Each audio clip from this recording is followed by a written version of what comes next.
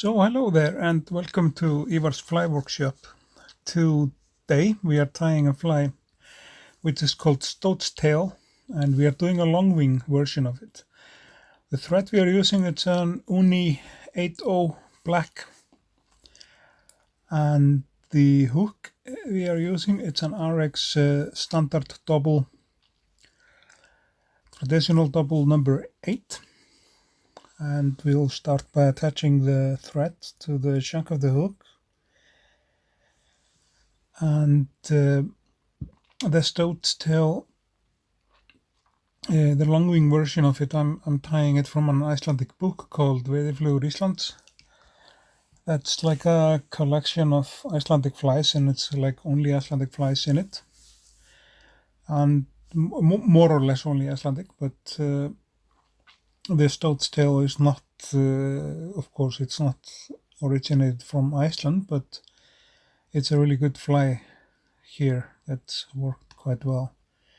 The butt of the fly is made out of what I just showed you. It's a Uni oval silver. I think it's a medium silver which you're using, and the butt of the fly is like, it's fine to just stop the thread there just by the point of the hook, and then make the butt of the fly with, it's a matter of 3, 4, 5 wraps around the shank or the rear end of the hook, and then take the oval silver just through the hook, because we are tying it on a double hook. With this way, it's like not going to be in your way at all. I use this method rather than to put it on the top. Some people do that, but if you put it on the top, it's going to be, if you have like a tail on the fly, it's definitely not pleasant to have that in your way. We are using a black floss for the body of the fly. We are just using an Uni floss for it, and we will be getting the floss on the shank of the hook, snipping this end off, and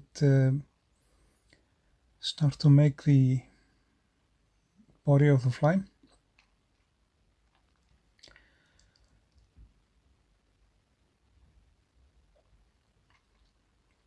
Just like so. And yeah, when you figure out, you have to attach you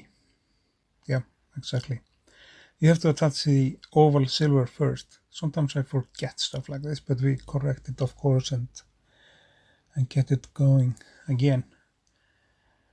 And yeah, we'll place the oval silver there like we did.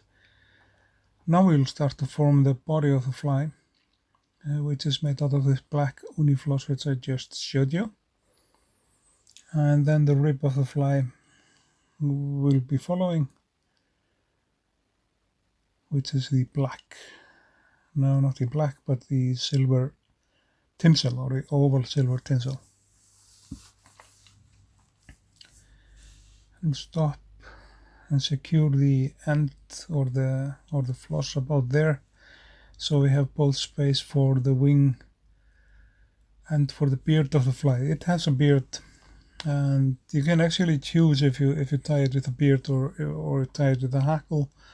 I prefer to do it with a beard. It's like that in the book, but it's definitely a little bit more challenging to do the hackle. Then you have to like pick right size of a feather and stuff and get that around.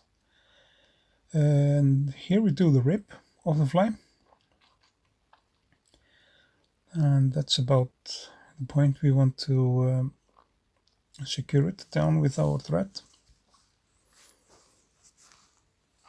and we'll snip off this end there, and then we have to start to think about the beard of the fly. And we are using a rooster, like a black rooster. You take like pinch of like, I don't know, like a good pinch of black fibers. Easier way, of course, is to turn the vise around like so,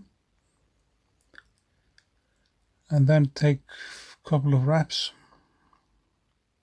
with the thread and get the fibers stuck there, and then you can tune in and adjust it. They are in the length I want them to be. It's like about touching the points of the hook. It depends on your taste. You can keep the beard like a little shorter than this. Some people prefer to keep it like all the way back behind the bow of the hook. So it's just a matter of taste. For the wing of the Stoat's tail, since it's a long wing version, we are using ostrich. So like those 3 or 4 ostrich hurls or fibers, and they can be like the length of the body of the fly times 2 plus like a dash more, something like this. So we trim the feathers down and place it right there. It's quite easy material to work with. It's like soft, and it's quite easy to work with. And you just see the fly there, how it looks. It looks, the wing of the fly,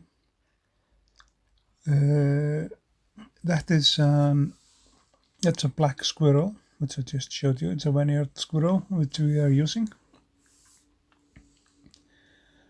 And what has been like a game changer for me working with the squirrel fur is to not use a hair stacker, but to pinch out the underfur just with my fingers. Then we measure the wing. The length of the wing we prefer. It's like, something like this. And since it's a long wing, it's okay to keep the wing a little bit longer than normally.